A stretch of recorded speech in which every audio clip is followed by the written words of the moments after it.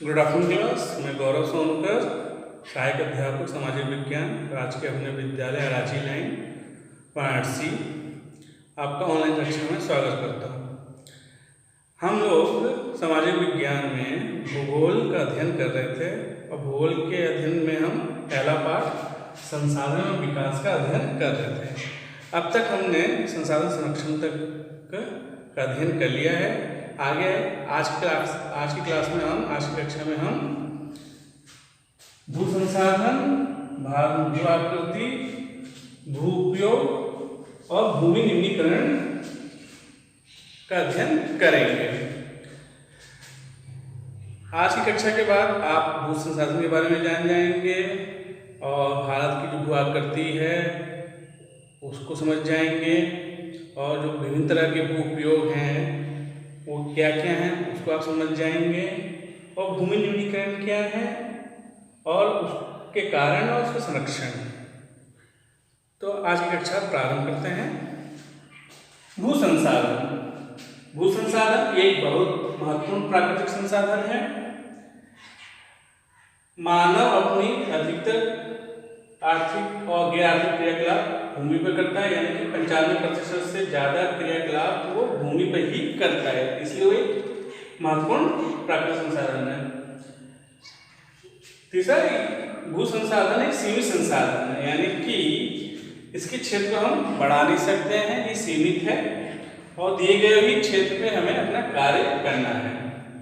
इसलिए हमें भू संसाधन का उपयोग बड़े सावधानी और योजनाबद्ध उपायों के द्वारा ही करना है। नेक्स्ट, भारत में भू आकृति। जब हम भू संसाधन की बात करते हैं तो हमें भू आकृति की ही बात करनी पड़ती है। पिछले कक्षा 9 में आपने भारत के भौगोलिक क्षेत्रों को पढ़ा था, जिसमें आपने उत्तर के हिमालय, उत्तर का विशाल मैदान, तटीय मैदान, दक्कन का पठार या प्रायद्वीपीय पठार और द्वीप समूह के बारे में पढ़ा था। तो अगर हम प्रमुख भू आकृति की बात करें तो प्रमुख भू आकृति पर्वत, पठार और मैदान है। अगर उस स्थिति हम भारत को देखें तो भारत में कुल भूभाग का 30% हिस्सा पर्वत का है, 27% हिस्सा पठार का है और 43% मैदान का है। और ये सारे भूभाग या जो आपकी भू आकृति है अपने में काफी महत्वपूर्ण है। जैसे पर्वत का क्या महत्व है? पर्वत का महत्व ये है कि जो हमारी 12मासी नदियां हैं उनको ये 12 महीने पानी देता है। जैसे हिमालयी नदियों की आप बात करें, गंगा, यमुना और भी जो भी हिमालयी नदियां हैं उनको ये 12 महीने पानी देता है। फिर ये जो क्षेत्र हैं आप देख रहे हैं, कश्मीर, उत्तराखंड, हिमाचल प्रदेश, सिक्किम ना, और दक्षिण में आप चले जाएंगे सह्याद्री में या पश्चिमी घाट पहाड़ियों की तरफ तो वहाँ आपको कोडाईकनाल और उदकमंडलम, ऊटी, ये सारे क्षेत्र आपको मिलेंगे पर्यटन के लिए, जो कि पर्वतीय क्षेत्र और पारिस्थितिकी के लिए तो अत्यंत महत्वपूर्ण है ना। हमारे यहाँ हमारा जो देश है जैव विविधता वाला देश है। अगर हम बात करें तो हमारे यहाँ हिमालय जैव विविधता वाला क्षेत्र है और आपको सह्याद्री पे, पश्चिमी घाट पे भी आपको जैव विविधता वाले क्षेत्र मिलते हैं। आपने क्या कहते हैं, सिमलीपाल का नाम सुना होगा, फिर आपने क्या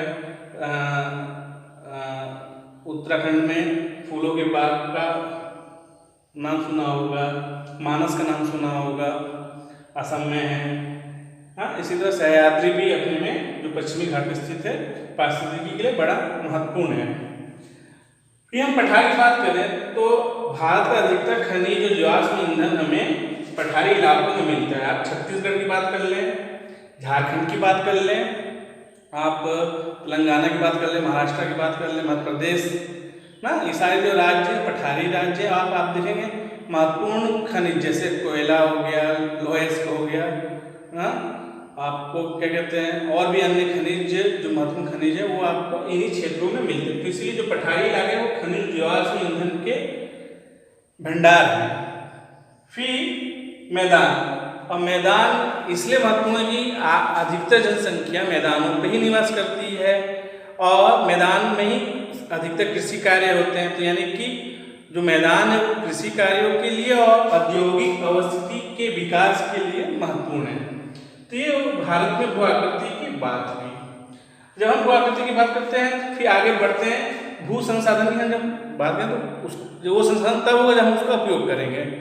तो हम भू उपयोग की बात करते हैं। भू उपयोग क्या है? भू उपयोग है भू संसाधन का विविध कार्यों में उसका उपयोग करना।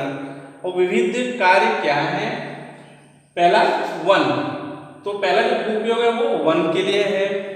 दूसरा कृषि के लिए अनुपलब्ध भूमि, यानी कि ऐसी भूमि जो कृषि के लिए नहीं है। जैसे पहला है बंजर तथा कृषि अयोग्य भूमि, यानी आप देखेंगे बहुत सारे जमीन होते हैं जहां हम कृषि नहीं करते, उसको हम ऐसे ही छोड़े रखते हैं। फिर वह गैर कृषि कार्य हेतु भूमि, यानी कि जो स्कूल बना है आपका घर जहाँ बना है, सड़क है और इमारतें हैं, उद्योग हैं, वो सब जहाँ बनते हैं उसी भूमि को हम कहते हैं गैर कृषि कार्यों के लिए उपयोग में लाई गई भूमि। तीसरा है आपका प्रतिभूमि के अतिरिक्त अन्य कृषि अयोग्य भूमि, यानी कि प्रतिभूमि हम उसको आगे सुनेंगे क्या होता है प्रतिभूमि। उसमें पहला है स्थायी चारागाह और गोचर भूमि, यानी कि ऐसी भूमि जहाँ जानवरों यानी कि गौ और अन्य पशुओं को चारे के लिए छोड़ा जाता है, उनके चारागाह के लिए ना, तो वो गोचर भूमि यानी कि जहाँ गाय भैंस आदि अपने चारे के लिए जाती है। फिर वह बाग और उपवन, हम देखते हैं कि हम आम का बगीचा, अमरूद का बगीचा, साल सागौन का पेड़ हम लोग लगाते हैं, यानी कि जो मनुष्य जो पेड़ लगाता है उसको हम वन में नहीं गिनते हैं, उसको हम बाग और उपवन में ही गिनते हैं। तो यानी कि ऐसे क्षेत्र जो बाग उपवन में उपयोग में लाए गए हैं वो है बाग उपवन। स है कृषि योग्य बंजर भूमि, यानी कि ऐसी बंजर भूमि जो कृषि कार्यों में लाई जा सकती है लेकिन उसका उपयोग अभी नहीं किया है। अभी का मतलब यानी 5 साल से अधिक कृषि वर्षों से उसका उपयोग नहीं किया है। यानी एक कृषि वर्ष में अगर हम भारत की बात करें तो एक कृषि वर्ष में हमारे यहाँ 3 शस्य ऋतुएं हैं। आप जानते ही होंगे खरीफ है, रबी है, जायद है ना। तो यानी कि इन तीनों शस्य ऋतुओं का उपयोग 5 सालों तक उस जमीन का हम उपयोग या 5 साल से अधिक हो गया उसका उपयोग नहीं कर रहे हैं, तो हो गया कृषि योग्य बंजर भूमि। अब हम प्रतिभूमि की बात करें, यानी कि ऐसी भूमि जिसको हम छोड़ देते हैं समय समय पर कि हम उस पर अभी खेती नहीं करेंगे, बाद में हम उस पर खेती करेंगे। तो प्रतिभूमि में भी 2 तरह की प्रतिभूमियां हैं, वर्तमान प्रतिभूमि और वह है पुरातन प्रतिभूमि। वर्तमान प्रतिभूमि यानी कि एक कृषि वर्ष से कम या एक कृषि वर्ष के बराबर में हम इसका उपयोग नहीं करते, यानी कि 3 शस्य ऋतुएं हैं तो हमने क्या किया, 2 शस्य ऋतुओं में उसका उपयोग नहीं किया या तीनों शस्य ऋतु में उसका उपयोग नहीं किया या एक शस्य ऋतु को छोड़ दिया, यानी कि एक से कम कृषि वर्ष में इसका उपयोग ना करना, तो उसको हम कहते हैं वर्तमान प्रति। दूसरा है पुरातन प्रति, यानी कि एक कृषि वर्ष से लेकर 5 कृषि वर्ष के बीच तक हम इसका उपयोग नहीं करते कृषि कार्यों के लिए। अब 5वां है शुद्ध बोया गया क्षेत्र या निवल बोया गया क्षेत्र, ऐसे क्षेत्र ऐसी भूमि जिसमें एक कृषि वर्ष में हमने उसका उपयोग फसल उगाने के लिए किया है। तो ये हो गया भू उपयोग ना। अगर हम अपनी किताब में देखते हैं तो भारत में भू उपयोग का प्रारूप दिया गया है। तो इसमें सामान्य भू उपयोग संवत 1960-61 और सामान्य भू उपयोग संवत 2008-9। अगर हम सामान्य भू उपयोग संवत 2008 की बात करें तो इसमें जो वन के लिए भूमि है वो 22.78% है और बंजर तथा कृषि अयोग्य भूमि के लिए 8.61% है। उसके बाद गैर कृषि कार्यों के लिए आप देखेंगे तो 5.57% है। उसके बाद स्थायी चारागाह गोचर भूमि के लिए 3.38% है और बाग उपवन के लिए आपको 1.11% भूमि दिख रही होगी। कृषि योग्य बंजर भूमि के लिए आपको 4.17% भूमि दिख रही है।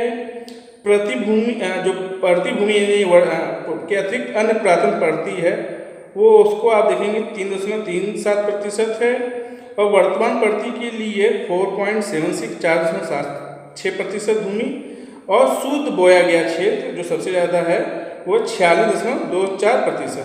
और आप 1960 से 61 और 2008-9 में देखेंगे तो कुछ अंतर आपको दिखेगा। आपको क्या दिखेगा अंतर कि आपको जो सूद बोया गया क्षेत्र है उसमें बढ़ोतरी हुई है। 1960-61 में ये 45.26 था और 2008 में ये बढ़कर 46.24 हो गया।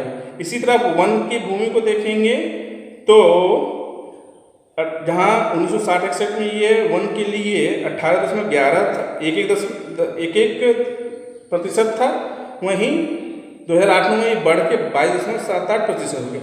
इसी तरह आप भू उपयोग को अपनी इस किताब में देखें और देखें कि किस क्षेत्र में बढ़ोतरी हो, किस क्षेत्र में घटोती हुई है, किस क्षेत्र में घटा है उपयोग ना। फिर हम भारत में भू उपयोग की हम बात करें तो भारत का जो भू उपयोग की हम बात करते हैं तो हमारे पास कुल 93% भारत का जो कुल भूभाग है उसका केवल 93% भूभाग का डाटा या आंकड़ा हमें प्राप्त है। जो बाकी 7% आंकड़े हैं वो जम्मू कश्मीर राज्य और पूर्वोत्तर राज्यों से संबंधित है, जिसको हम अभी तक प्राप्त नहीं कर पाए। और हम अगर भू उपयोग का पैटर्न देखें या उसका प्रारूप देखें तो भू उपयोग को प्रभावित करने वाले बहुत सारे कारक है। आदमी स्वयं, जो मनुष्य जो जहाँ रहता है, तो आप देखेंगे जो पूर्वोत्तर वाले राज्य हैं या कश्मीर जो लद्दाख वाला क्षेत्र, वहाँ मनुष्य का निवास देखें तो वहाँ घनत्व तो बहुत कम है, इसलिए वो क्षेत्र उस हिसाब से छूटा हुआ है। फिर आप मैदानी इलाकों में देखेंगे तो वहाँ भू उपयोग का प्रारूप आपको ज़्यादा दिखता है। यहाँ आपको कृषि कार्य के लिए भी दिखेंगे, उद्योग के लिए भी दिखेंगे, लोगों के आवास के लिए भी दिखेंगे। इसी तरह तो यानी कि भौगोलिक क्षेत्र, पर्यावरण और क्या कहते हैं उच्चावच जो है, ये सब भू उपयोग को प्रभावित करते हैं। आप अपनी किताब में एक बार ध्यान से देख लेंगे कि भू उपयोग को किस तरह से भारत में के संदर्भ में किस तरह से ये स्थिति है। अब हम अगले विषय में बढ़ते हैं, भूमि निम्नीकरण। अब भूमि निम्नीकरण क्या है? भूमि निम्नीकरण है भूक्षरण, यानी कि ऐसे क्रियाकलापों से भूमि का क्षरण होना। और ये क्रियाकलाप दोनों तरह से हैं, प्राकृतिक कारक भी हैं और मानवीय कारक भी है। प्राकृतिक कारक में बाढ़ है, भूस्खलन है, सुनामी है और अन्य कारण हैं। और आप मानवीय कारण में देखेंगे तो बहुत सारे जो उसके मानवीय कारणों की वजह से प्रदूषण हुआ है और भूमि का जो अतिक्रमण हुआ है उससे भूमि निम्नीकरण हुआ है। तो भूमि निम्नीकरण का मतलब है भूमि का क्षरण, सरल शब्दों में। अब भारत के संदर्भ में हम भूमि निम्नीकरण की बात करें तो हमारे पास बंजर भूमि 2000 का आंकड़ा उपलब्ध है। उसके अनुसार भारत में कुल 13 करोड़ हेक्टेयर भूमि निम्नीकृत है, यानी कि ऐसी भूमि जिसका उपयोग हम किसी कार्य में नहीं कर पा रहे हैं। उसका अगर हम विश्लेषण करें तो आपकी किताब में एक चित्र दिया है, उसमें जल द्वारा जो अपरदित क्षेत्र है, जल द्वारा जो निम्नीकृत क्षेत्र है वो 56% है। उसके बाद वन द्वारा 28% है, वायु द्वारा 10% है और लवणीय और क्षारीय जो भूमि है वो 6% है। तो ये भूमि निम्नीकरण के कुछ आंकड़े भारत के संदर्भ में। अगर हम भूमि निम्नीकरण के कारण की बात कर रहे हैं तो कारण खनन है, वनोन्मूलन है, अति पशुचारण है, अतिसिंचन है और औद्योगिक अपशिष्ट। वहीं हम भारत के संदर्भ में भूमि निम्नीकरण की कारण की बात कर रहे हैं तो खनन में क्या करते हैं? खनन के बाद हम खदानों को इसी तरह खुला छोड़ देते हैं, उसका फिर अन्य उपयोग नहीं हो पाता है। फिर हम देखते हैं कि खनन के संदर्भ में हम वहाँ जो स्थित वन है उसको भी समाप्त कर देते हैं, उसका भी नाश कर देते हैं।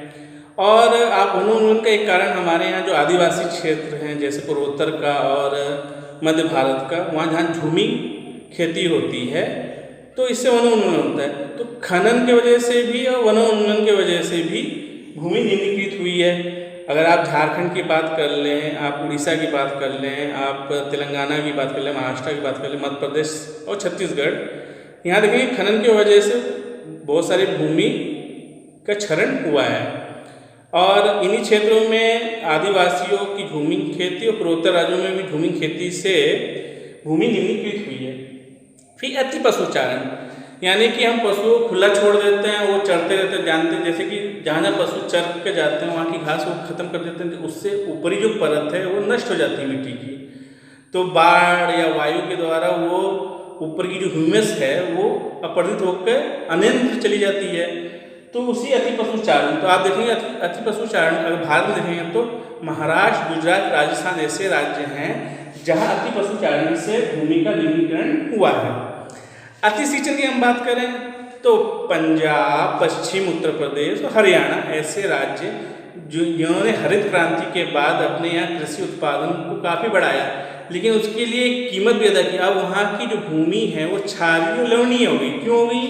क्योंकि वहाँ जो सिंचाई के लिए पानी था उसका हमने आवश्यकता से ज़्यादा उपयोग किया। ज़्यादा उपयोग करने से वहाँ की जो ज़मीन है वो क्षारीय और लवणीय हो गई।